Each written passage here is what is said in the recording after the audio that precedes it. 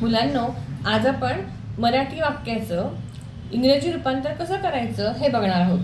आपण याआधी बरेचशा व्हिडिओमध्ये शिकलोय, पण तुम्हाला माहितीच आहे आपण आधी वाक्य नीट वाचून काय करतो, ते वाक्य कुठल्या काळातील आहे हे बघावं लागतं त्याच्यासाठी. ठीक आहे, ते वर्तमान काळातील आहे, भूतकाळातील आहे की भविष्यकाळातील आहे हे आधी नीट बघायचं. त्यानुसार त्याच्या वर्बमध्ये म्हणजे क्रियापदामध्ये आपल्याला चेंजेस करावे लागतात. बघा, दूध गरम झालं आहे. आपण याच्या आधी काय शिकलो होतो, होतं, होता. हे जर असेल तर तो भूतकाळ असतो, पण इथे काय आहे, दूध गरम झालं आहे. आहे म्हणजे वर्तमान काळ आहे. पण मग वर्तमान काळातील कोणता काळ? वर्तमान काळाचे 3 प्रकार आहेत. तो साधा वर्तमान काळ आहे, चालू वर्तमान काळ आहे की पूर्ण वर्तमान काळ आहे, हे आपल्याला ओळखावं लागेल ना. त्याचप्रमाणे वाक्य प्रश्नार्थक आहे, उद्गारवाचक आहे, नकारार्थी आहे, होकारार्थी आहे, ते पण बघावं लागेल. तर इथे आहे म्हणजे हे काय आहे, सरळ साधं वाक्य आहे. आहे म्हणजे आत्ता आहे, म्हणजेच काय, तो वर्तमान काळ.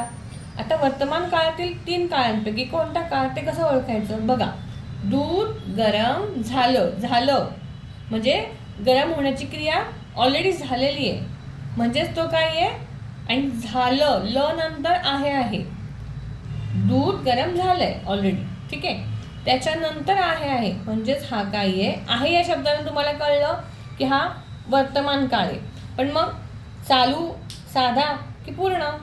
बघा, झालं म्हणजे गरम होण्याची क्रिया इकडे पूर्ण झालेली आहे, म्हणजेच हा पूर्ण वर्तमान काळ, हो की नाही. बघा, दूध गरम झालं आहे, दूध गरम झालेलं आहे म्हणजे क्रिया पूर्ण झाली आहे, पण ते आहे म्हणजे चालू काळ येतो, चालू वर्तमान काळ. मग आता आपण ह्याच्या आधी काय शिकलोय की आधी क्रम लावायचे, 1 2, ज्या क्रमाने ते शब्द आहेत त्याला सरळ नंबर देऊन घ्यायचे, 1 2 3 4. आता आपण डायरेक्ट करायला शिकूया, ठीक आहे. परीक्षेमध्ये आपल्याला एवढा वेळ नसतो की नंबर लावा, त्याचा उलटा क्रम लावा, पण तो लक्षात ठेवा. आपण या आधीच्या डिटेल व्हिडिओजमध्ये नीट सगळं शिकवलेलं आहे नंबर लावून. आता आपण तोंडी करूया. बघा, आता हा कुठला काळ आहे, आपला पूर्ण वर्तमान काळ, ठीक आहे. पूर्ण वर्तमान काळामध्ये सहाय्यकारी क्रियापद कोणते असतात? पूर्ण वर्तमान काळामध्ये सहाय्यकारी क्रियामध्ये हॅव आणि हॅज हे 2 सहाय्यकारी क्रियापद आपण वापरतो. पूर्ण वर्तमान काळामध्ये आपण हॅव आणि हॅज ही 2 सहाय्यकारी क्रियापदं वापरतो. सहाय्यकारी क्रियापद म्हणजे काय, आपण त्याला हेल्पिंग वर्ब्स किंवा सपोर्टिंग वर्ब्स असंही म्हणतो, ठीक आहे. बघा, पहिल्या नंबरला काय आहे, दूध हे काय झालं, कर्ता. मराठी वाक्यामधला पहिला शब्द हा इंग्रजी वाक्यामध्ये पण पहिल्याच क्रमांकाला राहतो, ठीक आहे. दूध नंतर आपण नंतर काय शिकले, पहिल्या शब्दानंतर येतो डायरेक्ट शेवटचा शब्द म्हणजे आहे. हे काय आहे, आहे हे पूर्ण वर्तमान काळातील सहाय्यकारी क्रियापद आहे, ठीक आहे. मग आहे पूर्ण वर्तमान काळासाठी आपण कुठले सहाय्यकारी क्रियापद वापरतो? पूर्ण वर्तमान काळासाठी आपण हॅव आणि हॅज हे 2 सहाय्यकारी क्रियापद वापरतो. मग हॅज कधी वापरायचं आणि हॅव कधी वापरायचं? तर मुलांनो बघा, एक वचनी कर्ता असेल तर आपण हॅज वापरतो, आणि अनेक वचनी कर्ता असेल तर आपण हॅव वापरतो. म्हणजेच काय, करणारा व्यक्ती जर एक असेल, व्यक्ती किंवा कुठले नाऊन, पर्सन प्लेस ॲनिमल म्हणजे कुठलेही प्राणी असेल, पक्षी असेल, माणूस असेल, एक असेल कोणी तर आपण हॅज वापरतो, आणि जर अनेक असेल तर हॅव वापरतो. पण ह्याला एक एक्सेप्शन आहे, म्हणजे अपवाद आहे. तो काय, आता बघा, आय म्हणजे आपण एकटं, मी. आय हा सिंग्युलर आहे, एकवचनी, तरी पण आयच्या पुढे नेहमी आपण हॅव वापरतो, ठीक आहे. त्याचप्रमाणे यू आणि आयच्या पुढे जरी एकवचनी करता असेल हे दोन्ही, तरी पण आपण यू, एकाला पण यू म्हणतो, दोघांना पण यू म्हणतो. वाक्यातून आपल्याला ते क्लिअर होत नाही, त्यामुळे आय आणि यूला नेहमी हॅज आणि हॅव ही 2 सहाय्यकारी क्रियापदं वापरायची पूर्ण वर्तमान काळामध्ये, ठीक आहे. आता मग ॲन, इज, आर ही पण वर्तमान काळाचीच सहाय्यकारी क्रियापद आहेत. मग ती कधी वापरायची? तर ती वापरायची चालू वर्तमान काळाला. आपण am, is, are हे 3 सहाय्यकारी क्रियापद वापरतो. आयच्या पुढे am, एक वचनी कर्त्याच्या पुढे is आणि एक वचनी कर्त्याच्या पुढे are. ठीक आहे. आणि त्याच्या पुढे वर्बला आपण ing लावतो. I am writing a letter, she is writing a letter, they are writing a letter असं. ठीक आहे. असं आज आपण आत्ता काय शिकतोय, आपण पूर्ण वर्तमान काळातील मराठीतील वाक्य आपण इंग्लिशमध्ये कसं ट्रान्सलेट करायचं ते बघतोय. ओके. बघा, दूध गरम झालं आहे. आता मी तुम्हाला सांगितलं ऑलरेडी की पहिला शब्द जो असतो मराठीतला तो आपण इंग्लिशमध्ये पण पहिलाच घेतात. दूध. दूध म्हणजे काय? The milk. The milk. ठीक आहे. त्याच्यानंतर आहे. आहेला आपण मी तुम्हाला आत्ताच सांगितलं मराठीतला शेवटचा शब्द दुसरा घ्यायचा. Subject plus verb plus object अशी रचना असते इंग्लिश वाक्याची. मग द मिल्क हे झालं सब्जेक्ट, ते एक वचनी आहे म्हणून त्याच्या पुढे काय येणार? हॅज. The milk has. 1 2 झालं. आता झालेलं आपण हॅज वापरलं आणि आता काय राहिलं? गरम. गरम म्हणजे वॉर्म, पण फक्त द मिल्क हॅज गॉट नाही, ते झालं आहे म्हणून गॉट वॉर्म. वॉर्म म्हणजे गरम. WARM warm. बघा, 1 नंबरला दूध, द मिल्क, त्याच्यानंतर डायरेक्ट शेवटचा शब्द आहे म्हणजे हॅज, आणि गरम झालं म्हणजेच काय झालं म्हणजे गॉट. आता बघा, गॉट हा शब्द अनेक वेळेला अनेक अर्थांनी वापरतात. कसं? मला कळलंय म्हणजे आय गॉट इट, मला मिळालंय आय गॉट इट. अजून कुठे कुठे वापरतो आपण गॉट हा शब्द? मला मिळालं आहे, मला समजलं आहे म्हणजे हे काम झालं आहे. ठीक आहे. अनेक अर्थाने अनेक शब्दांसाठी आपण गॉट हा शब्द वापरलो. इथे आपण झालं ह्या अर्थासाठी गॉट हा शब्द वापरलाय. दूध गरम झालं आहे. The milk has got warm. ठीक आहे. हे झालं पहिलं वाक्य. आता आपण दुसरं वाक्य घेऊया. बघा, कॉफी थंड झाली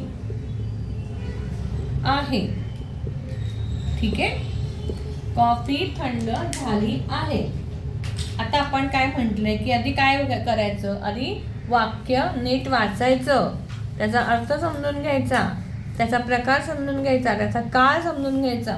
आता बघा, झाली आहे. ठीक आहे. झाली आहे. झाली म्हणजेच आहे म्हणजे तो वर्तमान काळ आहे. झाली म्हणजे कॉफी थंड होण्याची क्रिया इथे पूर्ण झाली आहे. झाली म्हणजे संपले. कॉफी थंड ऑलरेडी झाली म्हणजेच हा आहे वरनं आपल्याला कळलं वर्तमान काळ, आणि झाली या शब्दावरनं कळलं पूर्ण वर्तमान काळ. मग पूर्ण वर्तमान काळामध्ये सहाय्यकारी क्रियापदे काय येतात? हॅज आणि हॅव. बघा, तुम्हाला इथे एक गोष्ट सांगायची राहिली जी मी आधीच्या व्हिडिओमध्ये सांगितली. गॉट. गॉट हे काय आहे? गॉट हे गेट, टू गेट हे क्रियापदाचं पहिलं रूप झालं. त्याचा क्रियापदाचं दुसरं रूप झालं गॉट, आणि क्रियापदाचं तिसरं रूप पण आहे गॉट. मग आपण पूर्ण क्रिया, पूर्ण वर्तमान काळ, पूर्ण भविष्यकाळ, पूर्ण भूतकाळ याच्यामध्ये नेहमी क्रियापदाचं तिसरं रूप वापरतो. क्रियापदाचं तिसरं रूप वापरतो. ठीक आहे. आणि नुसतं तिसरं रूप नाही वापरत, त्याच्यासोबत हे हॅव आणि हॅज हे 2 सपोर्टिंग वर्ब म्हणजेच क्रियापद, म्हणजे सपोर्टिंग वर्ब म्हणजेच काय? हेल्पिंग वर्ब म्हणजे सहाय्यकारी क्रियापद वापरतो. म्हणजे तिसरा रूप, क्रियापदाच्या तिसऱ्या रूपासोबत चालू वर्तमान काळामध्ये पूर्ण वर्तमान काळामध्ये हॅव आणि हॅज हे यापैकी कर्त्याप्रमाणे या दोन्हीपैकी एक आणि क्रियापदाचं तिसरे रूप वापरतो. तसंच पूर्ण भूतकाळामध्ये आणि पूर्ण भविष्य काळामध्ये सुद्धा आपण क्रियापदाचं तिसरं रूप वापरतो. पूर्ण भूतकाळामध्ये हॅड सोबत वापरतो, पूर्ण भविष्य काळामध्ये विल बी सोबत वापरतो, आणि पूर्ण वर्तमान काळामध्ये हॅव आणि हॅज सोबत वापरतो. ठीक आहे. कॉफी थंड झाली आहे. आपण मगाशी सांगितल्याप्रमाणे आधी वाक्य वाचलं, ते कुठल्या काळातील आहे ते बघितलं. आपलं वाक्य आहे कॉफी थंड झाली आहे. आहे म्हणजे वर्तमान काळ, आणि झाली नंतर आहे, ली नंतर आहे आलाय म्हणजेच तो पूर्ण वर्तमान काळ आहे. म्हणजेच कॉफीला लिहिणार आपण पहिलं जो करताय तो पहिलाच लिहायचा, द कॉफी. आता पहिल्यानंतर डायरेक्ट मराठीतला शेवटचा शब्द घ्यायचा इंग्रजीच्या दुसऱ्या पोझिशनवर. द कॉफी हा एक टर्म झालं, एक शब्द झाला. आहे द कॉफी एकच आहे म्हणून हॅज, एक वचनी करताय की हॅज वापरायचं, हॅज. The coffee has. पुढे काय येणार, आहेच्या आधी काय झाली, त्याच्या आधी आहे थंड. झाली म्हणजे गॉट, आणि द कॉफी हॅज गॉट. थंड म्हणजे काय, कोल्ड. ठीक आहे, थंड म्हणजे कोल्ड. कॉफी थंड झाली आहे, the coffee has got cold. सोपं आहे ना. बघा, दूध गरम झालं आहे, the milk has got warm. Coffee थंड झाली आहे, the coffee has got cold. ठीक आहे, आता आपण पुढचं वाक्य बघूया. बघा, आपलं तिसरं वाक्य आहे, कार आली आहे. आहे म्हणजेच वर्तमान काळ, आहेच्या आधी आहे आली म्हणजे कार येण्याची क्रिया पूर्ण झालेली आहे, म्हणजेच हा आहे पूर्ण वर्तमान काळ. कार आली आहे, आहे हे वर्तमान काळातील शब्द आहे. जसं होतं, होती, होता, होतो हे शब्द भूतकाळ, या शब्दांवरून आपण भूतकाळ ओळखतो. तसं आहे या शब्दावरून आपण अगदी डोळे झाकून म्हणायचं, हा आहे वर्तमान काळ. वर्तमान काळातील तो साधा आहे, पूर्ण आहे की चालू आहे, हे कसं ओळखायचं, तर त्या आहेच्या आधी आली, ली, ले, लो हे शब्द असतील आहेच्या आधी, तर तो असतो पूर्ण वर्तमान काळ. ठीक आहे, कार आली आहे, कार येण्याची प्रक्रिया पूर्ण झालेली आहे. आता पहिला शब्द असतो मराठीतला करता, इंग्रजीमध्ये पण पहिला शब्द करता म्हणजे सब्जेक्ट असतो. मग कार म्हणजे काय, कारला मराठीमध्ये मराठीमध्ये इथे याला मोटार म्हणतात, पण सध्या कोणी मोटार म्हणत नाही म्हणून मी कार लिहिले. तर आपण लिहायचं त्याचं the car. Okay, the car. मराठीतल्या पहिल्या शब्दांचा डायरेक्ट मराठीतल्या वाक्यातला शेवटचा शब्द घ्यायचा, तो असतो हेल्पिंग वर्ड म्हणजेच सपोर्टिंग वर्ब म्हणजे सहाय्यकारी क्रियापद. आहे म्हणजे काय, पूर्ण वर्तमान काळामध्ये सहाय्यकारी क्रियापद हॅव आणि हॅज.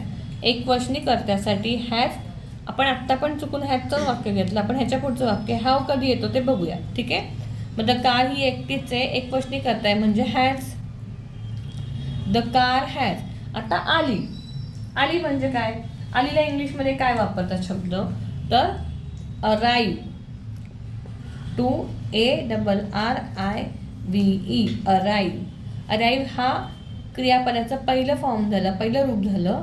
दुसरं काय येणार, टू काढून टाकायचं आणि ARRIVED. बघा, डी लागलं की तो होतो भूतकाळ म्हणजे पास्ट टेन्स. आणि मग तिसरं रूप म्हणजे काय, तर ह्याच्या पुढचं रूप ते सुद्धा या वर्बला तेच राहतं, ARRIVED, अराईव्ह. हे आलं क्रियापदाचं तिसरं रूप. आणि हॅव हॅजच्या पुढे म्हणजे पूर्ण काळामध्ये नेहमी हॅव हॅजच्या पुढे किंवा हॅडच्या पुढे किंवा विल बीच्या पुढे नेहमी आपण क्रियापदाचं तिसरं रूप वापरतो. म्हणजे आता येणार arrived, the car has ARRIVED, arrived, the car has arrived, car आली आहे. परत कळतो, याच्यातनं तुमचे टेन्सेस पण पक्के होत आहेत आणि ट्रान्सलेट कसं करायचं मराठीचं वाक्य इंग्लिशमध्ये हे पण आपण शिकतोय. ठीक आहे, आता आपण पुढचं म्हणजे चौथं वाक्य बघूया, मग मी तुम्हाला 1-2 वाक्य होमवर्कला देते. आता चौथं वाक्य काय घ्यायचं, दुपार झाली आहे, दुपार झाली आहे. ठीक आहे, दुपार झाली आहे. वाक्य वाचलं नीट, त्याचा काळ ओळखा. बघा, आता डोळे झाकून तुम्हाला कळेल, आहे म्हणजे वर्तमान काळ आहे. आता आहेच्या आधी काय ली आहे म्हणजेच तो दुपार होण्याची प्रक्रिया पूर्ण झालेली आहे, संपलं. दुपार झाली, दुपार संपली होऊन आता, म्हणजेच काय हा आहे पूर्ण वर्तमान काळ. पूर्ण वर्तमान काळामध्ये हॅव आणि हॅज हे सहाय्यकारी क्रियापद असतात. झालं तर मग किती सोपं आहे. पहिला सब्जेक्ट घ्यायचा. सब्जेक्ट काय आहे? सब्जेक्ट म्हणजे पहिला शब्द मराठी वाक्याचा. इंग्लिशमध्ये पण तोच पहिला ठेवायचा. दुपार म्हणजे काय? आता बघा इथे एक ट्विस्ट आहे. इंग्लिशमध्ये दुपार, सकाळ, रात्र, दिवस किंवा पाऊस ह्या शब्दांसाठी इट हे प्रोनाऊन वापरतात. इट. आता दुपार हे सिंग्युलर सब्जेक्ट आहे. एकवचनी काय म्हणतात त्याला, करता आहे म्हणजे इट. हां, अनेकवचनी असेल तर ते म्हटलं असतं. इट आहे म्हणजे काय? Has. It has got afternoon. After AFTERNOON afternoon. It has got afternoon. बघा इट का वापरलं? इंग्लिशमध्ये दुपार, सकाळ, रात्र, दिवस, त्यानंतर पाऊस असे शब्द असतील त्याच्यात इट हे हा शब्द वापरतात. इट हा एकवचनी कर्ता आहे म्हणून त्याच्यापुढे हॅज, कारण हा पूर्ण वर्तमान काळ आहे. हॅज गॉट हा टू गेटचा तिसरा फॉर्म आहे. तिसरा फॉर्म कसा ओळखायचा?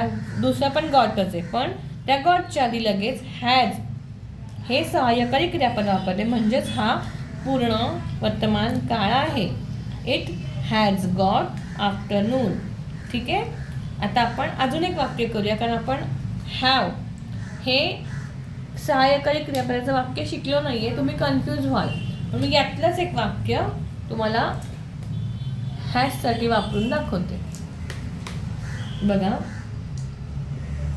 आपण काय करूया, कारच्या ऐवजी काय घेऊयात. बघा कामे संपली आहे. म्हणजे तुम्हाला कुठेतरी बाहेर जायचंय आणि आई म्हणते आता आपली कामं संपली आहे, चला आता आवरा आणि बाहेर जाऊया, हो की नाही. मग कामे संपली आहे. शेवटी आहे म्हणजे हा वर्तमान काळ आहे. आणि आहेच्या आधी ली आहे, मग संपली ली आहे म्हणजे इथे कामं संपण्याची क्रिया जस्ट पूर्ण झाली आहे, म्हणजेच हा काय आहे? पूर्ण वर्तमान काळ. ठीक आहे. आता माहिती काम म्हटले का इकडे कामे म्हणजे अनेकवचनी करताय. सब्जेक्ट हा प्लुरल फॉर्ममध्ये अनेकवचनी आहे. म्हणजे आता बघा काय करायचं, आधी आपण वाक्य वाचलं, कामे संपली आहे म्हणजे वर्तमान काळ, आहेच्या आधी ली म्हणजे संपली आहे, काम संपण्याची क्रिया पूर्ण झालेली आहे, म्हणजेच काय? हा पूर्ण वर्तमान काळ. पूर्ण वर्तमान काळामध्ये डोळे झाकून तुम्ही आता सांगू शकाल, एवढी आपण रिव्हिजन केली की सहाय्यकारी क्रियापद असतात हॅव आणि हॅज. आता इथे बघा काम आहे का? काम नाही, ही कामे म्हणजे कामचा अनेकवचन कामे. एक काम, अनेक कामे. आपल्या आईला घरात किती कामं असतात? एक काम असतं का? नाही, म्हणजेच कामे अनेक कामं. आई बिचारी अनेक कामं संपून मग बाहेर जायचं असेल तर जाते. मग कामे संपली आहे. करता काय आहे? अनेकवचनी आहे, म्हणजेच कुठलं येणार? Supporting verb have, HAVE have. एकवचनी कर्त्यासाठी आपण वापरतो हॅज आणि अनेकवचनी कर्त्यासाठी आपण सहाय्यकारी क्रियापद वापरतो हॅव. पूर्ण वर्तमान काळामध्ये, पूर्ण भविष्य काळामध्ये आणि पूर्ण भूतकाळामध्ये. इथे आहे आपला पूर्ण वर्तमान काळ म्हणजे हॅव आणि हॅज. इथे हॅव हॅजपैकी वापरायचं हॅव, कारण आपला कर्ता आत्ता आहे अनेकवचनी. मग बघा कामे म्हणजेच काय? द वर्क्स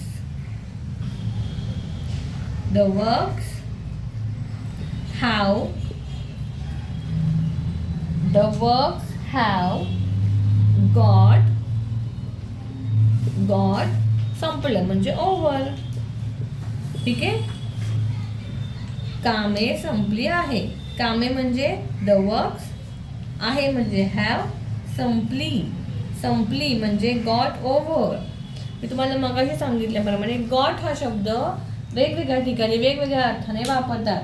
मला मिळालं, आय गॉट इट. मला समजलं, आय गॉट इट. त्यानंतर हे झालं म्हणजे कॉफी गार झाली. द कॉफी हॅलो बघा मुलांनो, कामे संपली आहे म्हणजे the work have got over. Got over म्हणजे संपली आहे. आपण पहिल्या वाक्यामध्ये काय घेतलं होतं, कॉफी थंड झाली आहे म्हणजेच काय, the coffee has got over, sorry the has got warm, has got cold. आपली थंड झाली म्हणजेच the coffee has got cold. Got हा शब्द अनेक अर्थाने वापरतो आपण. इथे काय कुठल्या अर्थाने वापरलं, इथे वापरलं आपण संपली आहे. The work has got over. Okay, चला आपण आता होमवर्कची 2 वाक्य घेऊया आणि मग आपण पुढच्या एपिसोडमध्ये भेटूया. होमवर्कचं पहिलं वाक्य आहे, मी तयार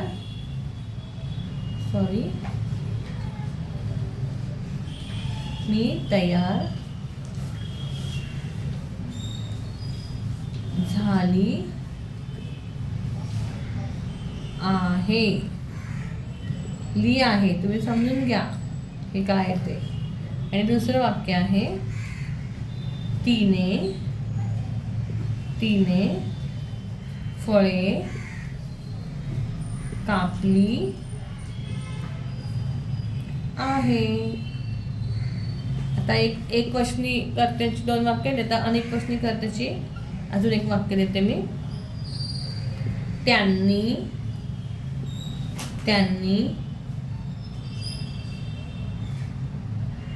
त्यांनी फळा